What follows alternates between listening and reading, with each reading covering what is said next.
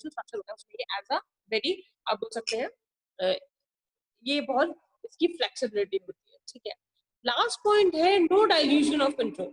Public depositors have no, क्योंकि public depositors के पास कोई वोटिंग राइट्स नहीं होते, वो बिल्कुल भी डिसीजन, जितने भी कंपनी के डिसीजन होते हैं उनको इन्फ्लुएंस नहीं कर सकते, ठीक है। इसलिए हम इनको बोलते हैं कि इनका कोई भी शेयर होल्डर्स के कंट्रोल, मतलब कोई डाइल्यूशन नहीं है शेयर होल्डर्स का, ठीक है, इस चीज पे।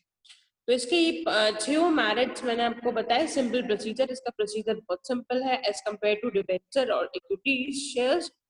इकोनॉमिकल है, यानी कि इसकी बहुत कम कॉस्ट लगती है, इसको कोई भी पैसा खर्च करने की जरूरत नहीं है प्रोस्पेक्टर्स और अंडरराइटर कमीशन के लिए, कोई सिक्योरिटी रखने की जरूरत नहीं है। ये टैक्स लायबिलिटी में रिडक्शन होता है, ठीक है, यानी कि टोटल इनकम जो कंपनी की उसमें से रिड्यूस होता है, तो इसमें टैक्स में भी इसका रिडक्शन मिलता है, ठीक है, मतलब कंपनी को। ये बहुत फ्लेक्सिबल है, इसको हम तब कभी भी रीपे कर सकते हैं जब भी रिक्वायर्ड हो, ठीक है, और इसमें कोई भी शेयर होल्डर्स का कंट्रोल नहीं होता, क्योंकि पब्लिक डिपॉजिटर्स को कोई वोटिंग राइट्स नहीं होते, ठीक है। तो ये थे इसके मेरिट्स। हम आगे चलते हैं इसके डीमेरिट्स। कुछ लिमिटेशंस हैं पब्लिक डिपॉजिट्स की। पहली है लिमिटेड अमाउंट। जो फंड्स का अमाउंट है वो पब्लिक डिपॉजिट्स के द्वारा बढ़ाया तो जा सकता है, रेज किया जा सकता है, लेकिन वो भी लिमिटेड होता है, लीगल रेस्ट्रिक्शंस की वजह से वो लिमिटेड होता है। पब्लिक डिपॉजिट्स 25% से, जितना भी शेयर कैपिटल है या जितने भी फ्री रिजर्व है, उसके 25% से ज्यादा एक्सीड नहीं कर सकता, ये इसकी लिमिट है। सेकेंड पॉइंट है अनसर्टेनिटी, क्योंकि ये अनसर्टेन होता है, ये कोई भी अनरिलायबल सोर्स ऑफ फाइनेंस नहीं है, परमानेंट सोर्स ऑफ फाइनेंस नहीं है, ठीक है, अनरिलायबल है, इसके ऊपर हम रिलाय नहीं कर सकती है कंपनी, क्योंकि डिप्रेशन पीरियड में डिपॉजिटर्स जो होते हैं वो, ऐसा हो सकता है कि वो रिस्पॉन्ड नहीं करते, और कभी कभी ऐसा भी होता है कि वो अपना पैसा विड्रॉ कर लेते हैं, जिसकी वजह से कंपनी की फाइनेंशियल पोजीशन स्टेबल नहीं रहती। इसलिए ये इसमें जो सेकंड इसका ड्रॉबैक है वो है अनसर्टेनिटी। एक तो ये लिमिटेड अमाउंट होता है, यानी कि 25%, जितना भी हमारा शेयर कैपिटल है, फ्री रिजर्व है, उसके 25% से ज्यादा नहीं हो सकता। दूसरा ये अनसर्टेन, अनरिलायबल है।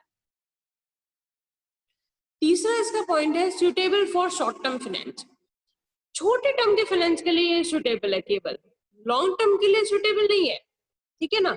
यानी कि कंपनी इस पर डिपेंड नहीं हो सकती लंबे टर्म के फाइनेंस के लिए, जब भी रिक्वायरमेंट होगी लॉन्ग टर्म फाइनेंस के लिए तो कंपनी इस पर डिपेंडेंट नहीं हो सकती है, क्योंकि ये 6 महीने से 3 साल तक के लिए ही किया जा सकता है, इसका मैच्योरिटी पीरियड।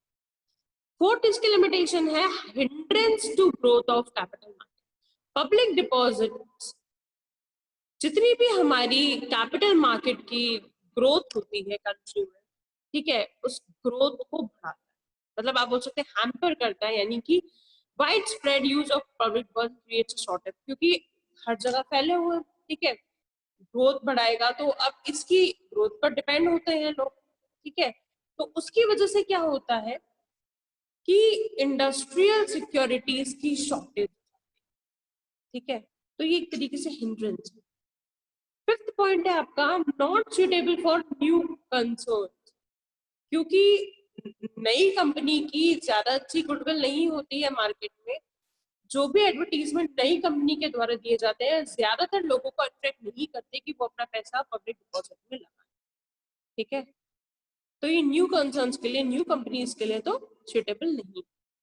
लास्ट पॉइंट है इसका suitable for conservative investors only, क्योंकि ये बोल्ड और एडवेंचरस इन्वेस्टर्स को अट्रैक्ट नहीं कर पाता कि वो अपना कैपिटल लगाएं, जिनको कैपिटल गेन्स की जरूरत होती है उसको नहीं अट्रैक्ट कर पाते पब्लिक डिपॉजिट्स, क्योंकि ये होते ही अनसर्टेन है, तो केवल और केवल कंजर्वेटिव इन्वेस्टर्स ही इनको प्रेफर करते हैं कि वो पब्लिक डिपॉजिट्स में इन्वेस्ट करें।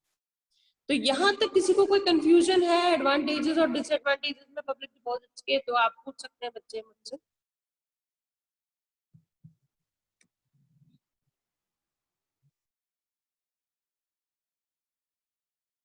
ठीक है, हम आगे बढ़ते हैं। डिबेंचर्स, बॉन्ड्स, ये हमारा long term source of finance है, ठीक है। कैसे पढ़ते हैं हम? डिबेंचर्स का मतलब क्या होता है? इसमें डिबेंचर स्टॉक आता है आपका, बॉन्ड आता है, और कोई भी इंस्ट्रूमेंट, ठीक है,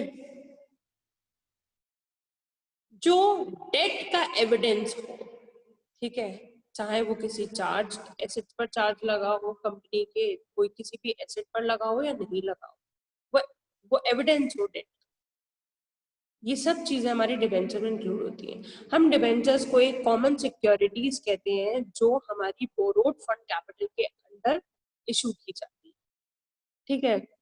ये हमारे लॉन्ग टर्म डेट कैपिटल के लिए, लंबे समय के डेट के लिए, डेट कैपिटल को रेज करने के लिए इस्तेमाल किए जाते हैं। इसको हम क्रेडिटरशिप सिक्योरिटीज भी कहते हैं, मार्क कर लीजिएगा चिल्ड्रन। डिबेंचर्स को हम क्रेडिटर सिक्योरिटीज भी कहते हैं, क्यों? क्योंकि डिबेंचर होल्डर्स को हम कंपनी का क्रेडिटर्स कहते हैं। हम इनको लॉन्ग टर्म बोरोइंग्स कहते हैं ना, तो कंपनी का ये हमारे डिबेंचर होल्डर्स कौन हो गए? क्रेडिटर्स हो गए हमारे कंपनी। तो डिबेंचर क्या होता है? एक डॉक्यूमेंट या एक सर्टिफिकेट बोल सकते हो जो कंपनी इशू करती है अपनी सील के अंडर अपनी डेट के लिए, ठीक है। जो भी डिबेंचर होल्डर होता है, अगर उसके पास डिबेंचर सर्टिफिकेट है तो उसको हम जो भी मतलब होल्डर है डिबेंचर का, ठीक है, उसको हम डिबेंचर होल्डर कहते हैं। इसके फीचर्स हैं बच्चों, पहला है आपका बोरोड फंड, क्योंकि ये हमारी बोरोड फंड कैपिटल का पार्ट होता है तो इसको हम कंपनी का क्रेडिटर्स कहते हैं, ठीक है। सेकेंड है फिक्स रेट ऑफ, इसका जो डिविडेंड रेट होता है यानी कि इंटरेस्ट रेट होता है वो फिक्स होता है और वो एनुअल जनरल मीटिंग में डिसाइड किया जाता है। थर्ड पॉइंट है कंपलसरी पेमेंट ऑफ इंटरेस्ट, यहाँ पर एक रेगुलर एक फिक्स पेमेंट दिया जाता है इंटरेस्ट का, ठीक है, क्योंकि ये कंपनी का एक लीगल ऑब्लिगेशन, ठीक है, कंपनी को पे करना ही पड़ेगा इंटरेस्ट डिबेंचर होल्डर्स को, चाहे कंपनी मतलब उसको प्रॉफिट हो रहा हो या नहीं हो रहा। सिक्योरिटी, बहुत से टाइम मतलब कभी कभी ऐसा होता है डिबेंचर्स किसी भी फिक्स एसेट के अगेंस्ट इशू किए जा सकते हैं। रिडीमेबल मतलब ये रीपे किए जाते हैं, यानी कि ये जब भी एक्सपायर्ड हो जाता है आपका, फिक्स पीरियड के टाइम एक्सपायर्ड हो जाता है, उनको पे बैक किया जाता है, रीपेड किया जाता है। इनको कोई वोटिंग राइट्स नहीं होते मैनेजमेंट में, ठीक है, कंपनी के जितना भी मैनेजमेंट है उसमें कोई वोटिंग राइट्स नहीं है इनको, ठीक है। और जब लार्ज नंबर ऑफ डिवेंचर्स होते हैं, बेचे जाते हैं जनरल पब्लिक को, तो एक ट्रस्टी अपॉइंट किया जाता है, ठीक है। ट्रस्टी या तो बैंक हो सकती है या फाइनेंशियल इंस्टीट्यूशन हो सकता है। ट्रस्टी इसलिए अपॉइंट किया जाता है ताकि जितना भी हमारी बोरोइंग फॉर्म है वो पूरे जितना भी हमारी ऑब्लिगेशंस है, कॉन्ट्रैक्चुअल ऑब्लिगेशन है, उसको फुलफिल करे। तो चिल्ड्रन ये थे आपके मेरिट्स डिबेंचर्स के। अब हम आगे बढ़ते हैं, फीचर्स थे सॉरी, अब हम आगे बढ़ते हैं मेरिट्स के। क्योंकि हम जानते हैं डिबेंचर एक बहुत पॉपुलर सिक्योरिटीज है जो कंपनी इशू करती है कुछ रीजंस की वजह से। पहला है आपका इसका मेरिट है लो कॉस्ट, क्योंकि इसकी कॉस्ट कम होती है प्रेफरेंस शेयर और इक्विटी शेयर्स, ठीक है। कोई कंट्रोल नहीं होता, यानी कि इनको कोई वोटिंग राइट्स नहीं मिलता है, इनको पार्टिसिपेट भी नहीं किया, ये पार्टिसिपेट भी नहीं कर सकते कंपनी के जितने भी डिसीजन मेकिंग प्रोसेस होती है, ठीक है। तो ये कंट्रोल नहीं कर सकते, इक्विटी शेयर होल्डर्स को कंट्रोल नहीं कर सकते, उसमें होल्ड नहीं कर सकते। थर्ड है ये ज्यादा से ज्यादा इन्वेस्टर्स को क्यों अट्रैक्ट करते हैं? क्योंकि इनका एक फिक्स रेट ऑफ इंटरेस्ट मिलता है, कंपनी इनको फिक्स रेट ऑफ इंटरेस्ट देती है, ठीक है। इसलिए कंपनी ज्यादा से ज्यादा फंड इशू रेज कर पाती है डिवेंचर्स को इशू करके। फोर्थ है इंटरेस्ट को हम एक खर्चे की तरह मानते हैं, यानी कि जितना भी इंटरेस्ट डिवेंचर होल्डर्स को दिया जाता है वो कंपनी का खर्चा इंक्लूड होता है और इंटरेस्ट को हम टोटल इनकम जो कंपनी की है उसमें से डिडक्ट करते हैं, तो ये हमारी टैक्स लायबिलिटी में भी हेल्प करता है उसको रिड्यूस करने। फिफ्थ है इसका जो लो रेट ऑफ इंटरेस्ट है, यानी कि इंटरेस्ट रेट भी बहुत कम होता है, जो कंपनी का अर्निंग रेट ऑफ कंपनी का इंटरेस्ट है वो कम होता है, इसलिए वो ज्यादा से ज्यादा डिबेंचर फंड को इस्तेमाल करती है, ठीक है, is much higher than the rate of interest offered to debenture holders, ठीक है।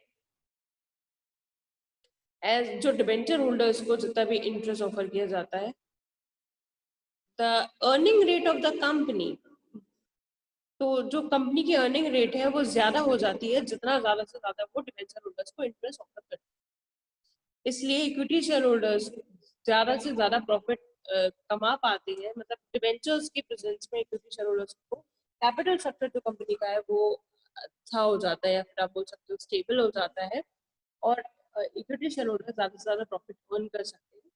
ठीक है। 6 पॉइंट है इसका फ्लेक्सिबिलिटी, क्योंकि इसके फंड से रीपे हो जाते हैं। ठीक है, जितने भी फंड डिबेंचर्स के थ्रू रेज किए गए उनको रीपे किया जा सकता है जब भी ये रिक्वायर्ड नहीं है तब। ठीक है, तो जितना भी ओवर कैपिटलाइजेशन का डेंजर होता है, खतरा होता है, वो कम हो जाता है क्योंकि डिबेंचर्स रीपे किए जा सकते हैं प्रॉफिट में। तो ये तो इसके मेरिट्स थे। आगे इसके डीमेरिट्स में आपको बताने जा रही हूँ। इसकी लिमिटेशंस है। अब जैसे इसके फायदे हैं तो वैसे लिमिटेशन भी है। ठीक है ना, हमने फायदे ऊपर देखे कि कम कॉस्ट थी, इंटरेस्ट को हमारी टैक्स रिडक्शन में हेल्प कर रहा था, इंटरेस्ट रेट कम थी, ज्यादा से ज्यादा इन्वेस्टर्स को अट्रैक्ट कर रहा था, इक्विटी शेयर होल्डर से कंट्रोल नहीं ले सकता था, कम कॉस्ट होती है। अब इसके डीमेरिट्स क्या है? फिक्स्ड ऑब्लिगेशन, क्योंकि एक फिक्स कमिटमेंट होता है, तो ये एक तरीके से कंपनी का, चाहे ऑर्गेनाइजेशन प्रॉफिट कमा रही हो नहीं कमा रही हो, उसको देना ही पड़ेगा। इसका पहला डीमेरिट। दूसरा है reduction in credibility. Financial institution या लेंडर्स जितने भी होते हैं वो हेजिटेट करते हैं फंड्स को देने के लिए कंपनी में। जिन कंपनीज में ज्यादा से ज्यादा डिबेंचर्स होते हैं उनको ये होता है कि जो लेंडर्स होते हैं कभी कभी हेजिटेट करते हैं, तो इस तरीके से कंपनी की जो क्रेडिट वर्दीनेस है वो कम होती है। ठीक है। चार्ज ऑन एसेट्स, क्योंकि डिबेंचर्स को हम इशू कर सकते हैं किसी भी फिक्स एसेट के उसमें, तो एक तरीके से डिप्रेशन के टाइम में अगर कंपनी रेगुलर अमाउंट नहीं पे कर पाती है इंटरेस्ट का या फंड्स का, तो उसके लिए बहुत दिक्कत वाली बात हो जाती है। ठीक है, कि वो कैसे डिबेंचर होल्डर्स को अमाउंट पे करे और कैसे वो जितना भी क्लेम है वो एसेट्स के थ्रू पे कर पाती है। ठीक है, तो ये एसेट्स पर चार्ज होता है। फोर्थ, उनको कोई वोटिंग राइट्स नहीं होता मैनेजमेंट में, कोई भी डिसीजन लेने के लिए, या फिर आप बोल सकते हो इन सब चीजों का राइट केवल इक्विटी शेयर होल्डर्स को ही होता है। तो ये थे इसके डीमेरिट्स और मेरिट्स। चिल्ड्रन, आपको ये जितना भी अगला टॉपिक मैं पढ़ने जा रही हूँ उससे पहले अगर किसी को कोई डाउट है तो आप मुझसे पूछ सकते हैं।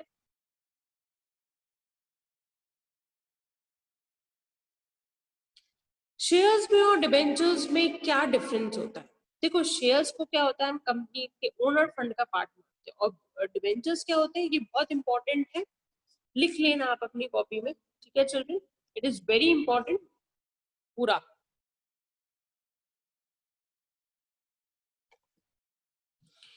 ठीक है, दूसरा है, क्योंकि डिबेंचर्स को हम बोरोड फंड का पार्ट कहते हैं और शेयर्स क्या हमारी ओनर्स फंड का पार्ट होते हैं। शेयर्स को हम, शेयर होल्डर्स को हम कंपनी के ओनर्स कहते हैं और डिबेंचर होल्डर्स को हम कंपनी के क्रेडिटर्स कहते हैं। ठीक है ना, शेयर होल्डर्स को वोटिंग राइट्स मिलता है पर डिबेंचर होल्डर्स को वोटिंग राइट्स नहीं मिलता। जो कंपनी का कंट्रोल है वो इक्विटी शेयर होल्डर्स के अंदर होता है, लेकिन डिबेंचर होल्डर्स को कोई भी कंट्रोल नहीं होता किसी भी अफेयर्स में कंपनी। इक्विटी शेयर होल्डर्स को कोई राइट नहीं है कि उनको रेगुलर रिटर्न मिले अगर लॉस हो रहा है तो, लेकिन डिबेंचर होल्डर्स को पूरा राइट होता है, लीगल राइट होता है कि उनको जितना भी रेगुलर इंटरेस्ट का अमाउंट है वो मिले, चाहे कंपनी प्रॉफिट अर्न कर रही हो या नहीं कर रही हो। कोई भी एसेट नहीं रखा जाता है एज मॉर्टगेज जब भी हम शेयर इशू करते हैं। ठीक है, लेकिन डिबेंचर्स इशू करने के लिए कंपनी को मॉर्टगेज रखना पड़ेगा क्योंकि वो हम एसेट्स के अगेंस्ट इशू कर पाते हैं। रिडीमेबल प्रेफरेंस के अलावा कोई भी शेयर्स को रीपे नहीं किया जा सकता है जब भी कंपनी बंद हो रही होती है, तो जब भी हम क्लेम्स करते हैं, लेकिन डिबेंचर होल्डर्स को रीपे किया जाता है जब भी कंपनी एक फिक्स पीरियड के बाद डिबेंचर होल्डर्स को रीपे करना ही पड़ेगा। शेयर होल्डर्स एक कंपनी के प्राइमरी रिस्क बियर्स कहते हैं हम इनको, लेकिन डिवेंचर होल्डर्स में सबसे कम रिस्क होती है, इसलिए हम इनको मिनिमम रिस्क बियर्स। ठीक है, तो क्वेश्चन आ सकता है एग्जाम में कि शेयर्स और डिवेंचर्स में क्या है। तो किसी को कोई डाउट है चिल्ड्रन? ठीक है,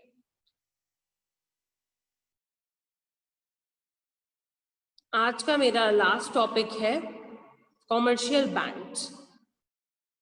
ये हमारा short and medium term finance है बोरोड फंड में।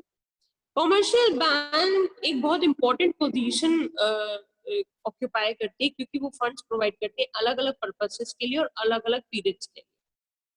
हर तरीके की फर्म अप्रोच करती है कॉमर्शियल बैंक को। जनरली कॉमर्शियल बैंक जो है वो शॉर्ट टर्म और मीडियम टर्म लोन्स देती है, पर इन दिनों लॉन्ग टर्म लोन्स भी देना स्टार्ट कर दिया है कॉमर्शियल बैंक ने सिक्योरिटी के अगेंस्ट, मतलब कोई सिक्योरिटी रखनी पड़ी। इसके कुछ मेरिट्स हैं क्योंकि ये फंड्स प्रोवाइड करती है फर्म्स को जब भी फर्म्स को रिक्वायरमेंट हो। ठीक है, बैंक्स को सारी इंफॉर्मेशन होती है, बोरोवर की जितनी भी इंफॉर्मेशन होती है वो कॉन्फिडेंशियल रखती है। ठीक है, और जो बिजनेस के साथ एक सीक्रेसी मेंटेन करती है, ये इसका मेरिट है। कोई फॉर्मेलिटी नहीं होती है प्रोस्पेक्टस वगैरह की, जरूरत नहीं है कॉमर्शियल बैंक के साथ। तो ये बहुत इजी होता है कि वो फंड्स यहाँ से कंपनी ले सके। ठीक है, फोर्थ और इसका लास्ट मेरिट है, ये बहुत फ्लेक्सिबल सोर्स है लोन का, क्योंकि ये कभी भी इंक्रीज किया जा सकता है या कभी भी डिक्रीज किया जा सकता है। कंपनी के कुछ लिमिटेशंस है यानी कि जितने भी फंड्स हैं आपके वो अवेलेबल होते हैं शॉर्ट टर्म पीरियड के लिए।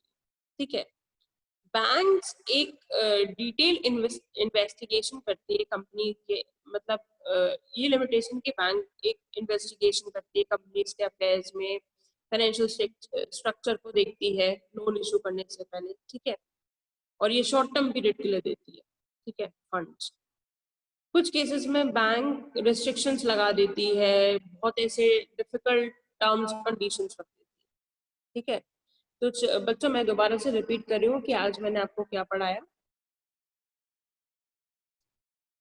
हमने शुरुआत की थी, मेरिट्स पढ़े थे हमने पब्लिक डिपॉजिट्स के। ठीक है, फिर हमने पब्लिक डिपॉजिट्स के डीमेरिट्स पढ़े थे, फिर हमने नया टॉपिक स्टार्ट किया डिबेंचर्स, जो हमारा long term source of finance है। उसके हमने फीचर्स पढ़े,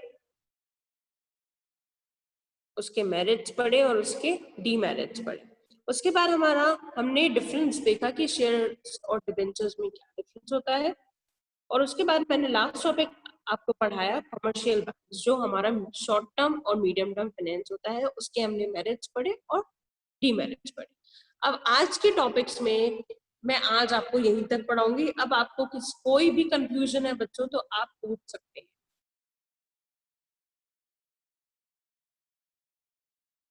किसी को कोई भी डाउट है तो you can ask me.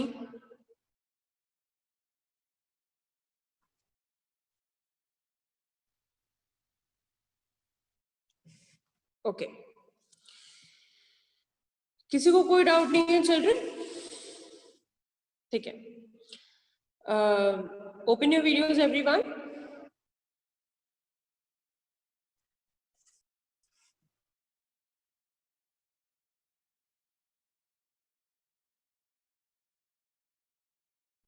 Yes children, तो आज के हमारे टॉपिक्स थे वो मैंने कंप्लीट करा दिए हैं। कल हम आगे इसी में कंटिन्यू करेंगे। ओके, जहां तक है मोस्ट प्रोबेबली कल तक हमारा ये चैप्टर फिनिश हो जाए। ओके, किसी को कोई डाउट?